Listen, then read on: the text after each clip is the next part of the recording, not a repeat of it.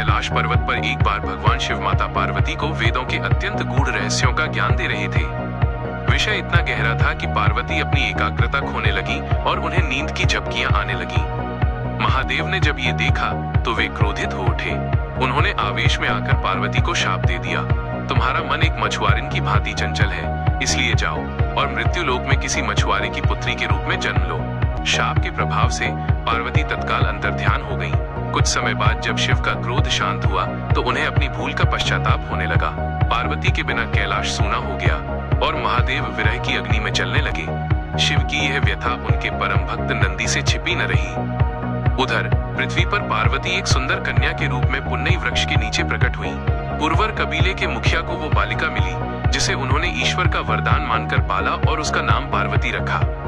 वो युवती हुई तो नाव चलाने और मछली पकड़ने के कार्यों में निपुण हो गई। उसकी सुंदरता और शील की चर्चा दूर दूर तक थी, परंतु उसका मन किसी भी विवाह प्रस्ताव में नहीं रमता था। कैलाश पर शिव की बेचैनी देखकर नंदी ने एक योजना बनाई। उन्होंने सोचा कि यदि महादेव को मछुआरा बनने का अवसर मिले तभी माता से उनका मिलन संभव है।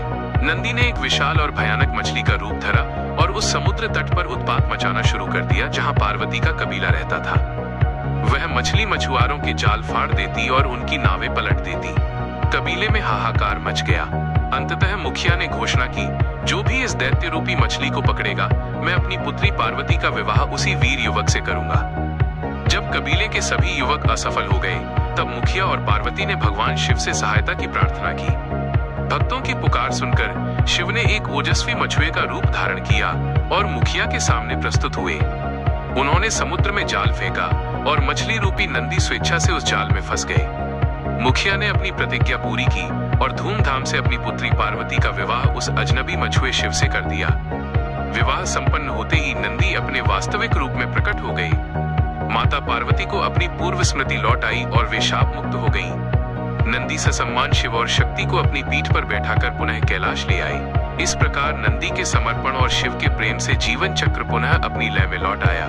सीख: क्रोध में लिए गए निर्णय सदैव पश्चाताप का कारण बनते हैं, परंतु सच्ची भक्ति और प्रेम असंभव को भी संभव कर देते हैं। अगर आपको महादेव की ये कहानी अच्छी लगी हो तो कमेंट्स में हर हर महादेव जरूर लिखें और चैनल को सब्सक्राइब करके इस कहानी को लाइक और शेयर अवश्य करें।